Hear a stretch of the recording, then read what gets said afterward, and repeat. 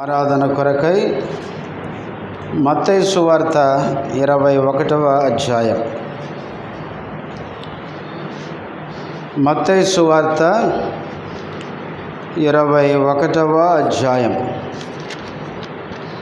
4వ వచనం నుంచి 9వ వచనం వరకు మార్చి చదువుకుందాం. మత్తయి సువార్త 21వ అధ్యాయము 4వ వచనం నుంచి 9వ వచనం వరకు మార్చి చదువుకుందాం. ప్రవక్త వలన చెప్పబడినది నెరవేరునట్లు ఇది జరిగెను. అదేమనగా,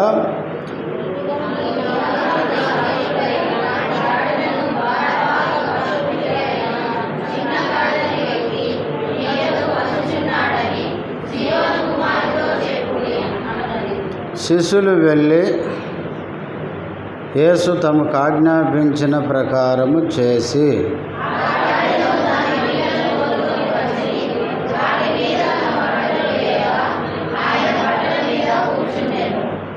జనసమూహములోను అనేకులు తమ బట్టలు దారి పొడుగున పరిచిరి.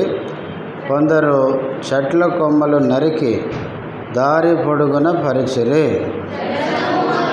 ఆయనకు ముందు వెలుచుండిన వారును వెనక వచ్చుచుండిన వారును, దావీదు కుమారునికి జయము, ప్రభువు పేరట వచ్చువాడు స్తుతింపబడును గాక, సర్వోన్నతమైన స్థలములలో జయము అని కేకలు వేయుచుండిరి.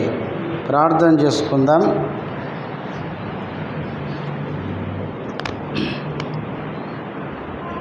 ప్రేమ కలిగిన తండ్రి, పరిశుద్ధుడవైన దేవా, యేసుక్రీస్తు నామములో వందనములు, స్తోత్రాలు చెల్లిస్తుంటున్నాం.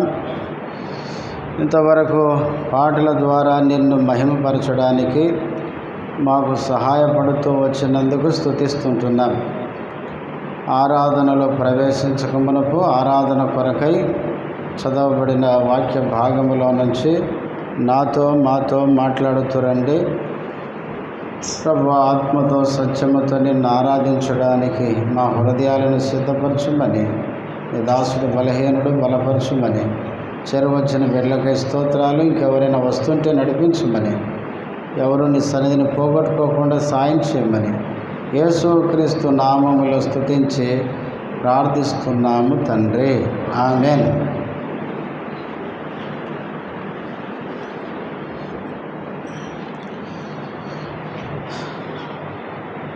ఈరోజు క్రైస్తవ లోకానికి ఎరిగిన ఒక రోజు. ఏం రోజు ఈరోజు? మట్టల ఆదివారం. మనకి బాగా గుర్తుంటాయి కదా. గుడ్ ఫ్రైడేకి ముందు వచ్చే ఆదివారము మట్టల ఆదివారం. ఎందుకు మట్టల ఆదివారము? యేసుక్రీస్తు సిలువ వేయబడక మునుపు ఆదివారం రోజు యేసుక్రీస్తు గాడిద పిల్లనెక్కి యెరూషలేములో జయోత్సాహముతో ప్రవేశించిన రోజు. యేసుక్రీస్తు ఎందుకు గాడిద పిల్లనెక్కి యెరూషలేములో ప్రవేశించాడు అంటే చూడండి, మత్తయి సువార్త 21వ అధ్యాయం 4వ వచనం. ప్రవక్త వలన చెప్పబడినది నెరవేరునట్లు. ఇది ఎందుకు జరిగింది? యేసుక్రీస్తు గాడిద పిల్లనెక్కి యెరూషలేములోకి ఎందుకు వచ్చాడు? అలా వస్తాడని ప్రవక్త ద్వారా దేవుడు ముందే చెప్పాడు. జకర్యా గ్రంథం 9వ అధ్యాయం. జకర్యా గ్రంథం 9వ అధ్యాయం 9వ వచనం. సియోను నివాసులారా బహుగా సంతోషించుడి, యెరూషలేము నివాసులారా ఉల్లాసముగా ఉండుడి. నీ రాజు నీతిపరుడును రక్షణ గలవాడును దీనుడునై గాడిద పిల్లను ఎక్కి నీ యొద్దకు వచ్చుచున్నాడు. నీ రాజు నీతిపరుడై రక్షణ గలవాడును దీనుడై గాడిదను గాడిద పిల్లను ఎక్కి నీ యొద్దకు వచ్చుచున్నాడు. ప్రవక్త అయిన జకర్యా ద్వారా దేవుడు పలికించినట్లే యేసుక్రీస్తు లోకంలో ఉన్నప్పుడు సిలువ వేయబడక మునుపు చివరి ఆదివారం ఆ రోజు యేసుక్రీస్తు గాడిద పిల్లనెక్కి యెరూషలేములో ప్రవేశించినాడు.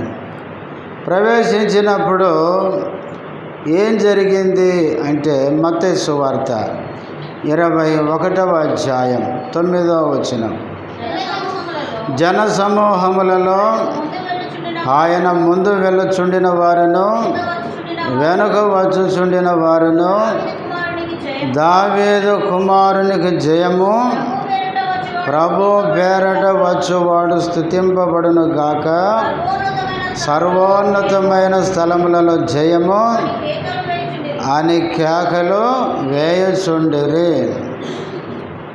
యేసుక్రీస్తు గాడిద పిల్లనెక్కి గాడిద పిల్లతో యెరూషలేములో ప్రవేశిస్తున్న సమయంలో ఆయనకు ముందు వస్తున్నవారు, ఆయన వెనక వచ్చుచున్నవారు ఆయన ఏం చేస్తున్నారు? కేకలేసి స్తుతిస్తున్నారు. స్తుతించే మాటలే ఇవి. ఏమని? దావీదు కుమారునికి జయము. జయం అంటే ఒకటేసి కింద హోసన్నా అని ఉంది. దావీదు కుమారునికి జయము, ప్రభు పేరట వచ్చువాడు స్తుతింపబడును గాక, సర్వోన్నతమైన స్థలములలో జయము అని కేకలు వేసి ప్రభువుని ఏం చేశారండి? స్తుతించారు.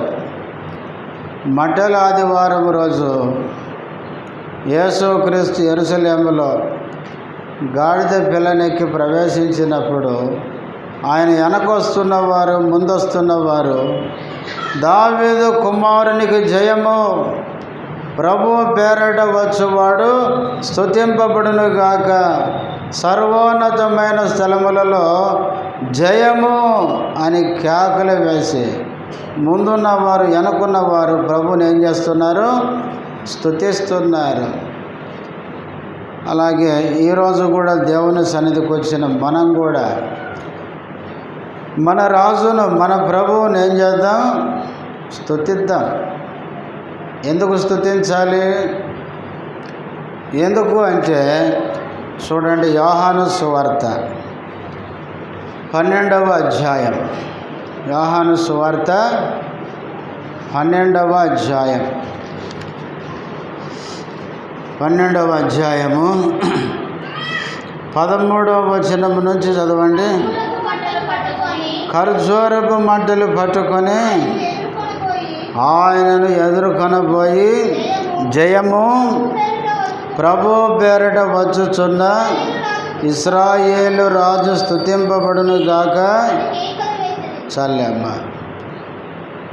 ఇక్కడ యోహాను సువార్త 12వ అధ్యాయంలో కూడా అదే సందర్భాన్ని గురించి యోహాను రాసినాడు. యేసు ప్రభు యెరూషలేములో ప్రవేశించినప్పుడు అక్కడ ఆయనతో వస్తున్న ప్రజలు ఏం పట్టుకున్నారు? ఖర్జూర మట్టలు చేత పట్టుకున్నారు. పట్టుకొని ఆయన్ని ఎదుర్కోవడానికి వచ్చి ఏమన్నారు? జయము, ప్రభు పేరట వచ్చుచున్న ఇశ్రాయేలు రాజు ఏం కావాలి?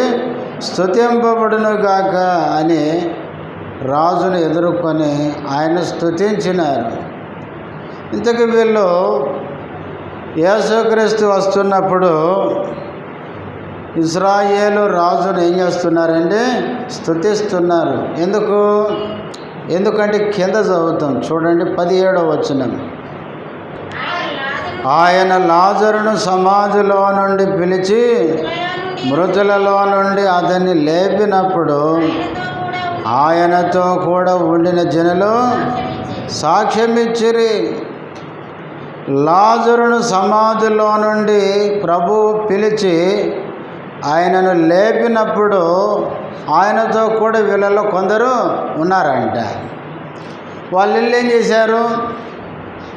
ఒరే మేము మన సమాధికి పోయినాంరా, సమాధి దగ్గరికి, బేతనియాలో సమాధి, లాజరు సమాధి దగ్గరికి పోతే యేసు ప్రభు లాజర్ని ఏం చేశాడు? చనిపోయిన 4 దినాలకి ఏం చేశాడు? లాజరు బయటికి రా అంటే ఏమైనాడు? బయటకు వచ్చాడు, మేము చూసాం అని వాళ్ళు సాక్ష్యం ఇచ్చారంట. 18వ వచనం, అందుచేత ఆయన ఆ సూచక క్రియ చేసినని జనులు విని, అందుకే ఎదుర్కోవడానికి వస్తారు వాళ్ళు. ఖర్జూరం మంటలు పట్టుకొని యేసుక్రీస్తుని స్తుతించడానికి, గణపరచడానికి, దావీదు కుమారునికి జయము, ప్రభువు పేరట వచ్చువాడు స్తుతింపబడునుగాక అని చెప్పి వీళ్ళు ఎందుకు అంత గట్టి కేకలేసి ప్రభును స్తుతిస్తున్నారంటే, యేసు లాజర్ని లేపినప్పుడు అక్కడ వీళ్ళలో కొందరు ఉన్నారు, వాళ్ళు స్వయంగా కళ్ళారు చూసినారు చచ్చిపోయిన మనిషిని తిరిగి లేచి రావడం. నిజంగా ఇది మనం ఊరికి చదువుకుంటాం బైబిల్లో. ఒక వ్యక్తి సమాధి దగ్గరికి పోయి సమాధిలో ఉన్న వ్యక్తి పేరు చెప్పి లేపాడు అనుకోండి, ఎంత అద్భుతం కదా. చచ్చిపోయిన వారిని లేపిన శక్తి ఈ లోకంలో ఎవరికీ లేదు, ఒక యేసు ప్రభు ఒక్కనికే ఉంది. అందుకనే చనిపోయిన తర్వాత 4 దినాల తర్వాత లేపినాడంటే ఇది ఇంకెంత అద్భుతం ఆలోచించండి. అందుకనే వాళ్ళు వెళ్ళి యెరూషలేములో అనేకులకు చెప్పినారు, యేసు అని ఆ వ్యక్తి లాజరుని ఏం చేశాడు? 4 దినాలకి తిరిగి లేపినాడు అని సాక్ష్యం ఇచ్చినారు. ఆయన ఇప్పుడు గాడిదనెక్కి ఎక్కడికి వస్తున్నాడు? యెరూషలేము వస్తున్నాడు. కాబట్టి పదండ్రా ఎదుర్కొందామని ఖర్జూరం మంటలు చేత పట్టుకొని ఆయన ఎదుర్కోవడానికి వచ్చి ఆయన వస్తుంటే వీళ్ళేమంటున్నారు? దావీదు కుమారునికి జయము, ప్రభు పేరట వచ్చువాడు స్తుతింపబడునుగాక. ప్రియులారా, యేసుక్రీస్తును ఆ విధంగా స్తుతించినారు. ఎందుకంటే లాజరును తిరిగి ఆయన బ్రతికించినందుకు. వాస్తవంగా లాజరు ఏమైపోయాడండి? చనిపోయినాడు. ఒకప్పుడు మన పరిస్థితి ఏంటండి? మనం కూడా చనిపోయిన పరిస్థితి. ఎఫెసీ పత్రిక మనకు తెలుసు, అయినా గుర్తు చేసుకుందాం. 2వ అధ్యాయం 1వ వచనం, మీ అపరాధముల చేతను పాపముల చేతను మీరు చచ్చిన వారై ఉండగా చాలెమ్మ. మనం ఏమైపోయినాము? మన పాపముల చేత, మన అపరాధముల చేత మనము చనిపోయాం. పాపాన్ని బట్టి మనమందరం ఆత్మీయంగా దేవుని దృష్టిలో ఎట్లున్నామంటే చచ్చిన స్థితిలో ఉన్నాం. కొలస్సీలకు రాసిన పత్రిక 2వ అధ్యాయం, కొలస్సీ 2వ అధ్యాయం 13వ వచనం, మరియు అపరాధముల వలనను శరీరమందు సున్నతి పొందక ఉండుట వలనను మీరేమైపోయారు? మృతులై ఉండగా.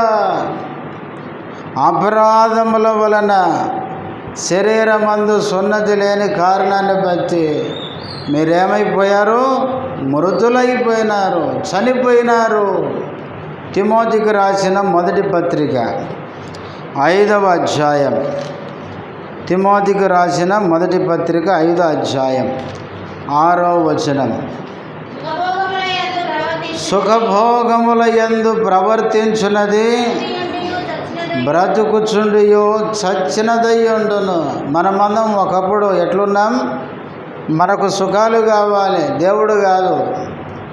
సుఖభోగముల యందు మనం ప్రవర్తిస్తూ మనం లోకము సంబంధమైన సుఖాలను కోరుకుంటూ మనము చచ్చిన స్థితిలో ఉన్నాం. ప్రకటన గ్రంథం 3:1 ఆడ ఒక సార్థిక సంఘం అనుకుంటా కదా, ఆడంటాడు, మీరు జీవించుచున్నావన్న పేరు మాత్రం ఉన్నది కానీ నీవు మృతుడవే. మనమందరము ఆత్మీయంగా దేవుని దృష్టిలో చచ్చిన స్థితిలో ఉన్నాం. చచ్చిపోయిన వారిని ఎవరైనా ప్రేమిస్తారండి? చనిపోయిన వారిని ఎవరూ ప్రేమించరు. చావకముందు ప్రేమిస్తారు. బ్రతుకుంటే నువ్వంటే నాకు ఇష్టం అంటారు, చచ్చిపోతే నువ్వంటే కష్టం, వెంటనే తీసేయండి అంటారు కదా. రోజులు గడుస్తుంటే కుళ్ళిపోద్ది, కంపు కొడుతుంది. కాబట్టి మన జీవితం ఒకప్పుడు చచ్చిన స్థితి. లాజరు ఎట్లా చచ్చిపోయినాడో నీవు నేను మనమందరం మన ఆత్మీయ జీవితంలో దేవుని దృష్టిలో అందరం చచ్చిపోయినాం. చచ్చిపోవడం అంటే పౌలు కొంచెం చక్కగా చెప్తాడు చూడండి. ఎఫెసీయులకు రాసిన పత్రిక 4వ అధ్యాయం. ఎఫెసీయులకు రాసిన పత్రిక 4వ అధ్యాయము 18వ వచనం.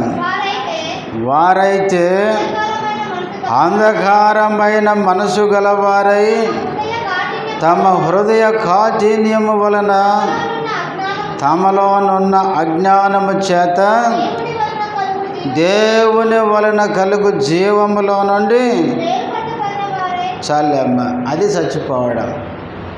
చనిపోవడం అంటే దేవుని వలన కలుగు జీవము నుంచి మనం ఏమైపోయాం?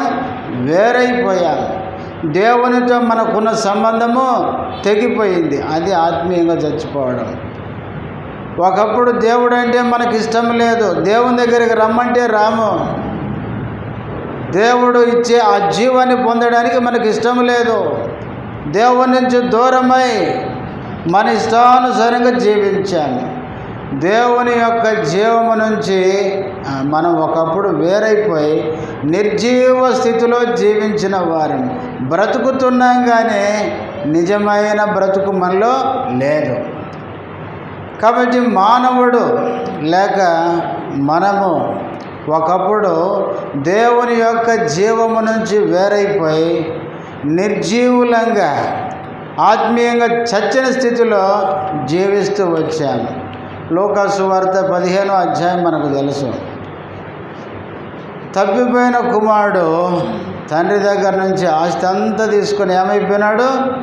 తండ్రితో తెగదెంపులు చేసుకొని దూర దేశానికి వెళ్ళిపోయినాడు. వెళ్ళిపోయి తిరిగి వచ్చిన తర్వాత తండ్రి అంటాడు ఏమని? 15:24 ఈయన కుమారుడు చనిపోయి మరలా బ్రతికాడు. ఎట్లా చచ్చిపోయినాడు? తండ్రి నుంచి తెంచుకోవడమే చనిపోవడం. దేవునితో మనకు తెగదెంపులు చేసుకొని దేవుడు లేకుండా లోకములో పాపములో జీవించడమే ఆత్మీయంగా మనం చచ్చిపోవడం. కాబట్టి తప్పిపోయిన ఆ చిన్న కుమారుడు ఏ విధంగా తండ్రితో సంబంధం తెంపుకొని తండ్రికి దూరమై లోకములో దుర్వ్యాపారం చేసి ఇష్టం వచ్చినట్లు బతికినట్లే నీవు నేను దేవుని నుంచి దూరం అయిపోయి మన ఇష్టానుసారంగా జీవించిన వాళ్ళం.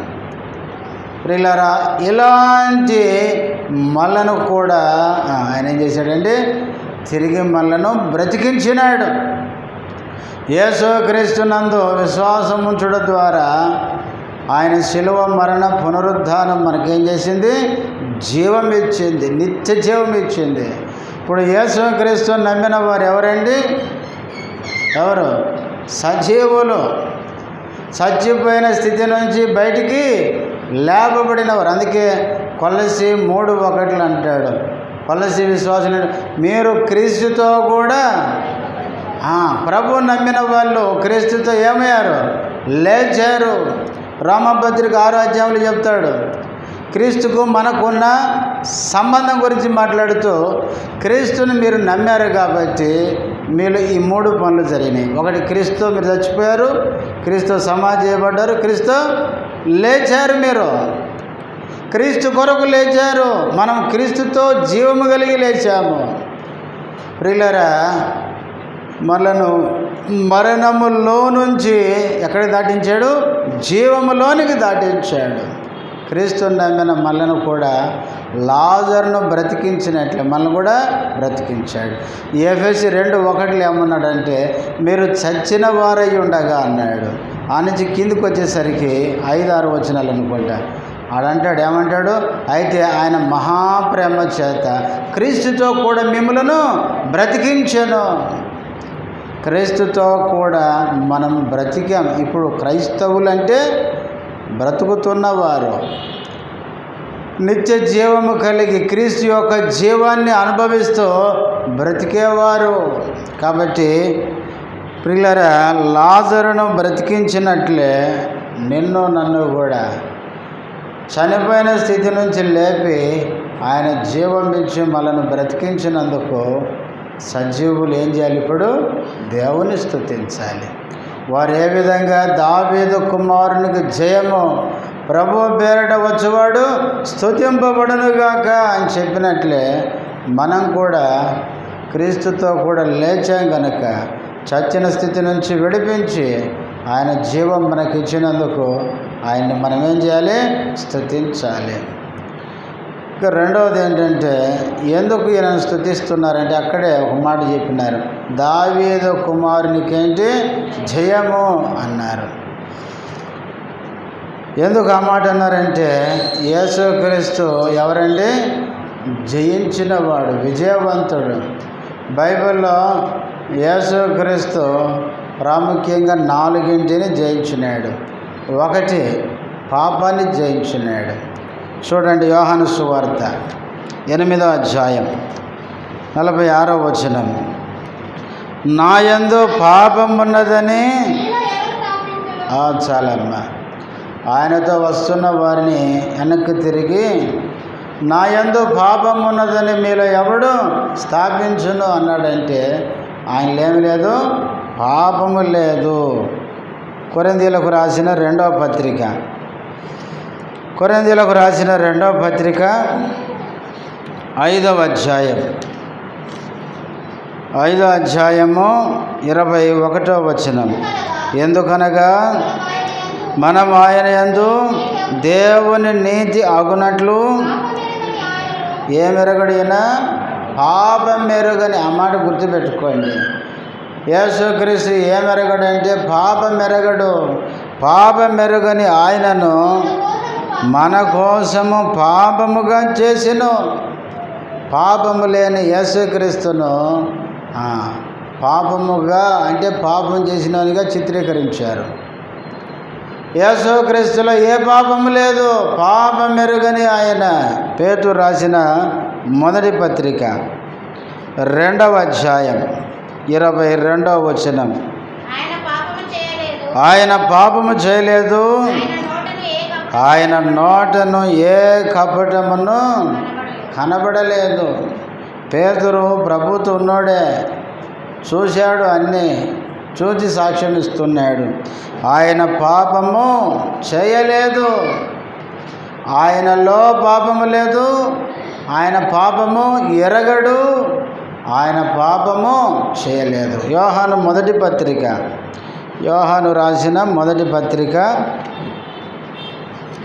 3వ అధ్యాయం 5వ వచనం, పాపములను తీసివేయుటకై ఆయన ప్రత్యక్షమాయనని మీకు తెలియను, ఆయన యందు పాపమేమీయో లేదు.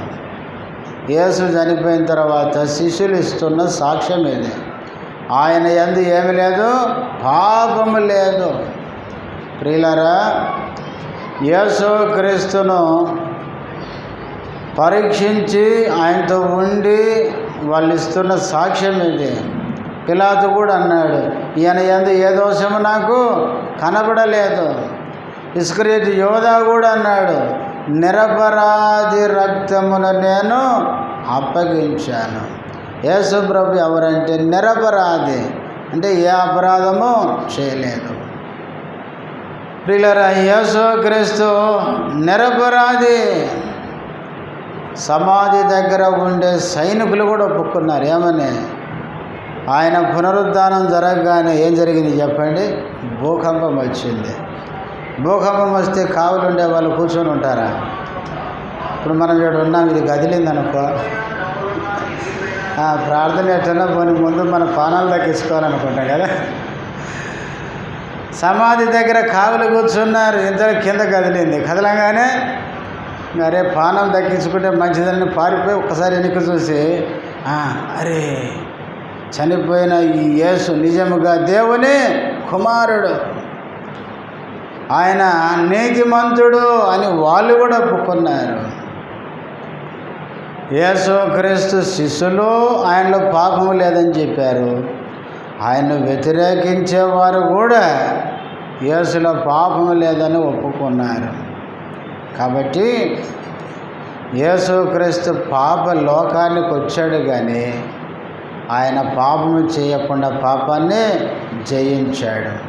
హెబ్రీ పత్రిక 7:26 పౌలు అంటాడు, పవిత్రుడు, నిర్దోషి, నిష్కల్మషుడు, పాపులలో చేరక ప్రత్యేకంగా ఉన్నవాడు.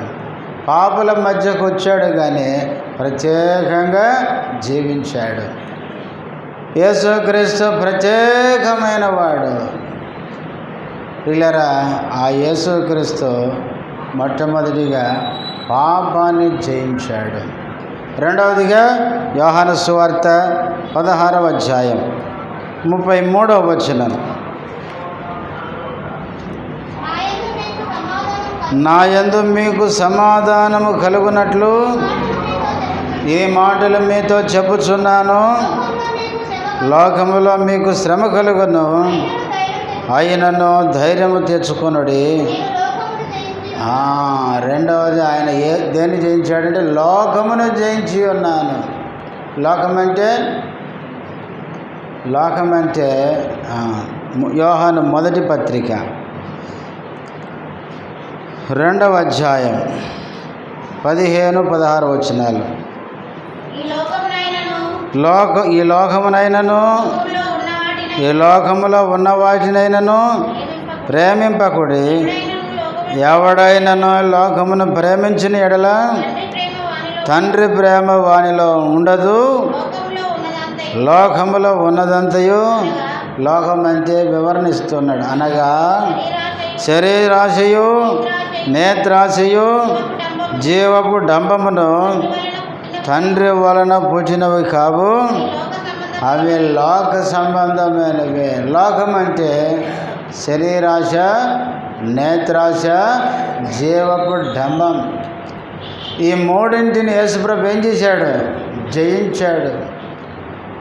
యేసుప్రభుకి సాతానుడు ఈ 3 రకాల శోధన తెచ్చాడు కదా. ఆయన 40 దినాలు ఉపవాసం ఉన్నప్పుడు యేసుప్రభు దగ్గరికి వచ్చినాడు. సాతాను ఎప్పుడు వస్తాడు మన దగ్గరికి? ఎప్పుడు వస్తాడు చెప్పండి? సమయాన్ని కనిపెట్టి వస్తాడు. బైబిల్లో చూడండి, హవ్వ దగ్గరికి ఎప్పుడు వచ్చాడు? ఆదాము లేనప్పుడు వచ్చినాడు. దావీదు దగ్గరికి ఎప్పుడు వచ్చినాడు? మంచిగా నిద్రపోయి లేచి మిద్దె మీదకి ఎక్కి ఒంటరిగా ఉన్నప్పుడు మెల్లగా వచ్చి కిందికి చూడని కిందికి చూసిన తర్వాత చూడకూడని సీన్ కనపడింది. వెంటనే హృదయంలో శోధన జరిగింది. అంటే దావీదు కనుక యుద్ధానికి పోయి జనాల మధ్యలో ఉంటే యుద్ధం గురించిన ఆలోచన ఉండేది, హృదయంలో సాతానికి చోటు ఉండేది కాదు. ప్రియులారా, వాడు ఎప్పుడు వస్తాడు మన దగ్గరికి అంటే మనం ఎప్పుడైతే ఖాళీగా ఉంటామో, ఒంటరిగా ఉంటామో, అప్పుడే దుష్టుడు మెల్లగా ఇప్పుడు నాకు మంచి సమయం అని వస్తాడు. 40 దినాలు ఉపవాసం ఉన్నప్పుడు యేసుప్రభు దగ్గరికి వచ్చి అన్నాడు, యేసుప్రభువా, చాలా నీరసంగా కనపడుతున్నావు, నేను నిన్ను చూస్తే నాకే హృదయం తరుక్కుపోతుంది, ఇదిగో ఒక్క రొట్టెన్నా రాళ్ళు తీసుకొని రొట్టెలు చేసుకొని తిను అంటే, అప్పుడు యేసుప్రభు అన్నాడు, ఏమన్నాడు? మనుషుడు రొట్టె వలన మాత్రం కాదు, దేవుని నోట నుండి వచ్చు ప్రతి మాట వలన జీవించును. యేసుప్రభు రాళ్ళు రొట్టెలు చేసుకోలేడా? చేసుకోగలడు. మాటతో సృష్టి చేసే దేవుడు మాట చెప్తే రాయి రొట్టె అయితే తినచ్చు. అయితే అక్కడ ఒక మాట అంటాడు సాతానుడు ఎప్పుడు మనల్ని రెచ్చగొడతాడు, గుర్తుపెట్టుకోండి. నీవు దేవుని కుమారుడవైతే అన్నాడు. కొన్నిసార్లు శత్రువు కూడా మనల్ని ఏమంటాడంటే, నువ్వు దేవుని బిడ్డవైతే చెయ్యి అంటాడు. కొన్నిసార్లు చూడండి, నువ్వు దేవుని బిడ్డవైతే ఒక్కసారికి మందు తాగు, నీకు దమ్ముంటే తాగు కదా. దుష్టుడు మనల్ని రెచ్చగొడతాడు ఆ విధంగా. ఆ తర్వాత నా దమ్ము చూడంటే అయిపోయినట్టే. సాతాను సాధనకి మనము లొంగిపోయినట్టే. అప్పుడు వాడు అంటాడు, నవ్వుకొని దమ్ము లేదు ఏం లేదు, నాకు లొంగిపోయినావు అంటాడు. నేను చెప్పింది నువ్వు చేసినావు కాబట్టి ఇప్పుడు దేవుని బిడ్డవు కాదు అని వాడు మన మీద నేరం మోపుతాడు. అందుకనే ప్రియులారా, యేసుక్రీస్తు శరీరాశ, రొట్టె అంటే శరీరాన్ని చూపిస్తుంది. శరీరాశను చూపిస్తే యేసుక్రీస్తు సాతాను మాట విని యేసుక్రీస్తు శరీర కోరికలు తీర్చుకునేవాడు కాదు. తర్వాత రెండవది ఏం చేసినాడు? ఎత్తైన పర్వతం, ప్రపంచంలో ఎత్తైన పర్వతం చెప్పండి. ఎవరెస్ట్ శిఖరం. ఆడికి తీసుకుపోయాడు. లోకరాజ్యాల మహిమ అంతా అక్కడ ఒక్కసారే సినిమా చూపించినాడు.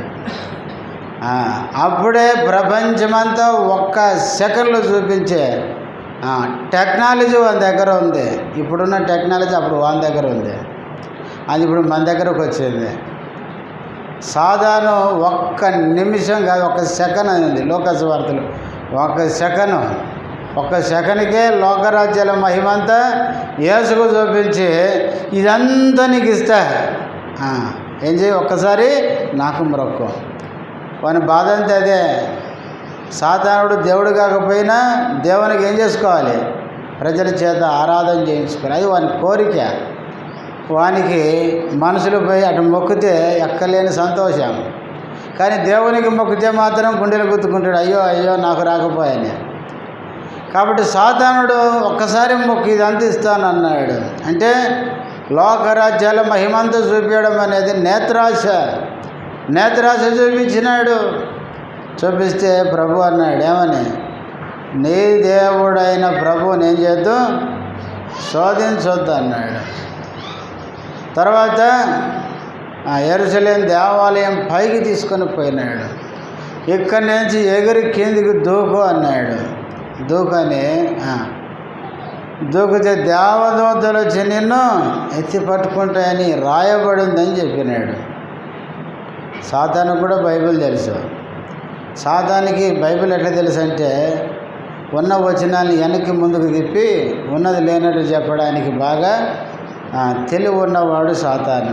అక్కడ చూడండి 91వ కీర్తనలో 11, 12వ వచనంలో ఉంది. ఏమని? నువ్వు మార్గంలో వెళ్ళినప్పుడు పొరపాటున అపాయం వస్తే తన దూతని పంపించి రాయి తగలకుండా నిన్ను దూతలు చేతి పట్టుకుంటారని అడుగుంది. కానీ సాతానుడేమో మార్గం అనేది చెప్పలేదు. మార్గంలో నువ్వు వెళ్ళేటప్పుడు నీకేదైనా అపాయం వస్తే రక్షిస్తాడన్న సందర్భాన్ని తీసుకొని ఇక కావలసి పైనుంచి దూకితేనంట దేవుడు దూతలను పంపించి రక్షిస్తాడంట. చూడండి, అట్లా యేసుప్రభు చెప్తే యేసుప్రభు అన్నాడు, సాతానా నువ్వు దేవుని ఏమన్నాడు? శోధింపవాలి, నీ దేవుడైన ప్రభువును శోధించవద్దు అన్నాడు. ఈ 3 రకాలు శరీరాశ, నేత్రాశ, జీవపు డంబాన్ని ఆయన జయించినాడు. పాపాన్ని జయించినవాడు, రెండవదిగా లోకాన్ని జయించినవాడు, మూడవది సాతాన్ని కూడా జయించినవాడు. చూడండి, కొలసీలకు రాసిన పత్రిక, త్వరగా తీయండి ముగిద్దాం. కొలసీలకు రాసిన పత్రిక 2వ అధ్యాయం, కొలసీ 2వ అధ్యాయం 13, 15 వచనాలు చాలా పెద్దగా ఉంది. అయితే చూడండి, చివరిలో మధ్యలో నుంచి మన అపరాధములన్నిటినీ క్షమించి ఆయనతో కూడా మిమ్మును జీవింపజేసెను. ఆయన ప్రధానులను అధికారులను నిరాయుధులనుగా చేసి శిలువ చేత జయోత్సవముతో వారిని పట్టి తెచ్చి బాహాజముగా వేడుకకు కనుపరిచెను. శిలువలో ఏం జరిగిందంటే, యేసుక్రీస్తుకి సాతానికి ఏం జరిగింది? పోరాటం జరిగింది. సాతాను అనుకున్నాడు ప్రజల్ని రెచ్చగొట్టి, మత నాయకులను రెచ్చగొట్టి యేసుని సిలివేస్తే పీడ విరుగుడవుద్ది అనుకున్నాడు. యేసుని సిలివేస్తే కథ అక్కడి నుంచే స్టార్ట్ అయింది. గుర్తుపెట్టుకోండి, క్రైస్తవులను చంపితే కూడా అంతే, కథ ఆ నుంచే స్టార్ట్ అయింది. లోకంలో ఉండే మనుషులు ఏమనుకుంటారంటే క్రైస్తవుని చంపితే కథ అంతం అనుకుంటాడు. కానీ కథ ఆ నుంచే స్టార్ట్ అయింది. క్రైస్తవుని చావుతోనే దేవుని యొక్క విజయం అనేది స్టార్ట్ అయింది అన్నమాట. యేసుని చంపితే ఇక అయిపోయింది కథ. శిష్యులు ఆల్రెడీ పారిపోయినారు.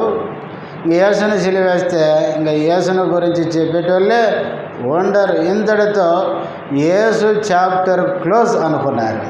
కానీ యేసుని సిలివేసిన యేసు సాతాను యొక్క తల చితగొట్టినాడు. యేసు శిలువ మరణం అనేది సాతానికి ముగింపు పలికింది. అక్కడ సాతాను ఓడించబడ్డాడు. అందుకే ఆ మాట ఉంది, శిలువ చేత యేసు జయోత్సవం అంటే విజయ సూచికను తెలియజేసినాడు ఆయన. ఇదిగో సాతాను ఓడించిన ప్రధానులు, అధికారులు అంటే సాతాను సమూహం శిలువలో ఓడించి తెచ్చి బాహాటంగా వేడుకకు కనపరిచాడు. శిలువలో సాతాన్ని యేసు ప్రభు ఓడించాడు. ప్రియులారా, పూర్వకాలము 2 రాజ్యాల మధ్య యుద్ధం జరిగినప్పుడు జయించిన వ్యక్తి ఓడిపోయిన వారిని ఏం చేస్తాడు, వాని తల తీసుకొని వచ్చి ఆ దేశం అంతా ఊరేగిస్తారు కదా. గొలియాతు తలకాయ దావీదు తెచ్చినప్పుడు ఏం చేశారు, స్త్రీలు వాయిస్తుంటే పాటలు పాడుతుంటే ఈయనేమో ఇది పట్టుకొని వస్తున్నాడు, చూడండి వీన్ని తలకాయ నరికేశానని. ఆ విధంగా గొలియాతు తలకాయ ఆ రోజు ఘనంగా ఊరేగించబడింది. చూడు శత్రువు ఓడిపోయాడని. సౌలును ఫిలిస్తీన్లు చంపినప్పుడు కూడా అంతే. యోనాతాను సౌలు తలకాయలు మొండాలు తీసుకెళ్ళి అక్కడ గోడకు తగిలించేసి తలకాయలు తీసుకెళ్ళి ఊరేగించినారు. సంసోను దొరికినప్పుడు కూడా అంతే, పట్టుకుపోయి దాగోను గుళ్ళో పెట్టి అందరూ పండగ చేసుకొని సంసోను ఓడిపోయాడని ఆయన్ని అవహేళన చేశారు. ఈ విధంగా పూర్వకాలం ఏంటంటే ఓడిపోయిన శత్రువు యొక్క తలలను ఛేదించి వారిని బాహాటంగా అందరికీ చూపిస్తారన్నమాట. ఆ విధంగా యేసుక్రీస్తు కూడా సాతాను దూతలను మనకు చూపించి, చూడండి సిలువలో వీళ్ళని ఏం చేశాను, ఓడించేశాను, అయిపోయింది వాని పని. బైబిల్లో ప్రియులారా, యేసుక్రీస్తు మూడవదిగా అపవాదిని ఓడించాడు. హెబ్రీ 2:14 మరణము చేత మరణ బలము గలవానిని నశింపజేయుటకు అంటాడు. మరణ బలము కలిగిన సాతానును అపవాదిని యేసుప్రభు ఏం చేశాడు, నశింపజేశాడు. ఇప్పుడు సైతాను ఎట్లుంటాడంటే తలకాయ ఏమో చితికిపోయింది, తోక ఒకటి మిగిలిపోయింది. ఇప్పుడు తోకతో మనల్ని భయపిస్తున్నాడు అంతే, తలకాయ లేదు. తోకతో ఏం చేస్తాడు చెప్పండి. కొన్నిసార్లు పామును తల చితగొడితే అది నడుము నుంచి తోకంత ఏమైంది, పెనుకలు తిరుగుతుంటే పిల్లలు చూసి ఏం చేస్తారు, అమ్మో ఇది ఇంకా బతుకుందిరా అని భయపడతారు. అట్లా విశ్వాసులు ఏం చేస్తున్నారంటే సైతాను చూసి భయపడుతున్నారు. సైతాను మనల్నేమీ చేయలేడు.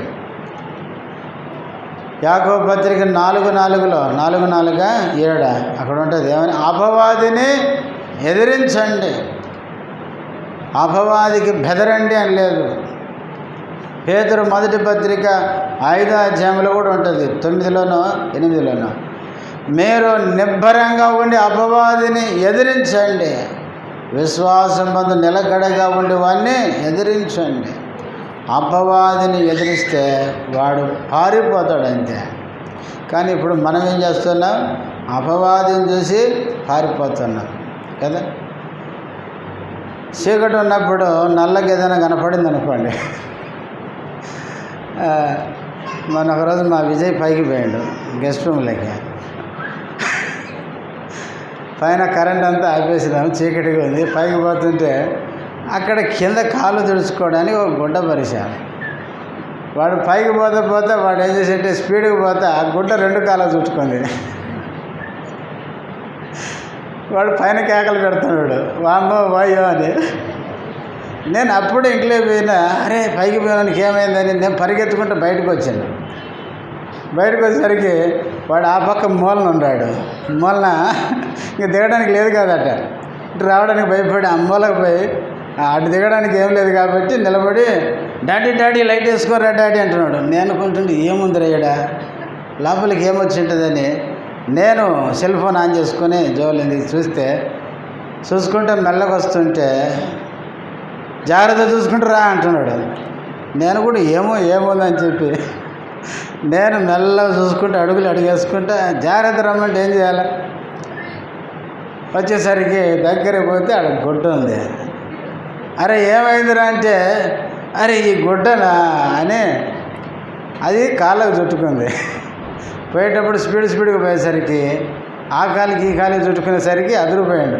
ఇదేదో నా కాళ్ళను పట్టుకుందని. చాలాసార్లు మనం ఏం చేస్తామంటే ఉట్టిగానే భయపడిపోతాం. ఏదో అయిపోయింది. వీళ్ళారా దేనికి మనము భయపడకూడదు. సుధాకర్ అని చెప్పింది కదా, అల్ప విశ్వాసులారా ఎందుకు సందేహిస్తున్నారు, భయపడుతున్నారు. మనం ఎప్పుడూ భయపడకూడదు. సాతాను భయపెట్టే మనల్ని చంపుతాడు కదా. కాబట్టి సాతాన్ని ఓడించాడు. ఇప్పుడేం చెప్పుకున్నా 3. ఒకటి పాపము, రెండవది లోకము, మూడవది సాతాను అపవాదిని ఓడించాడు. చివరిగా ఈ మాట చూసుకొని ఆరాధనలోకి వెళ్దాం.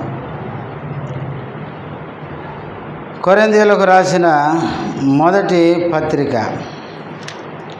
15వ అధ్యాయం 55వ వచనము నుంచి, ఓ మరణమా నీ విజయమెక్కడ, ఓ మరణమా నువ్వు మిల్లెక్కడ, మరణపు ముళ్ళు పాపము ధర్మశాస్త్రమే, అయినను మన ప్రభు అయిన యేసుక్రీస్తు మూలముగా మనకు జయము అనుగ్రహించుచున్న దేవునికి.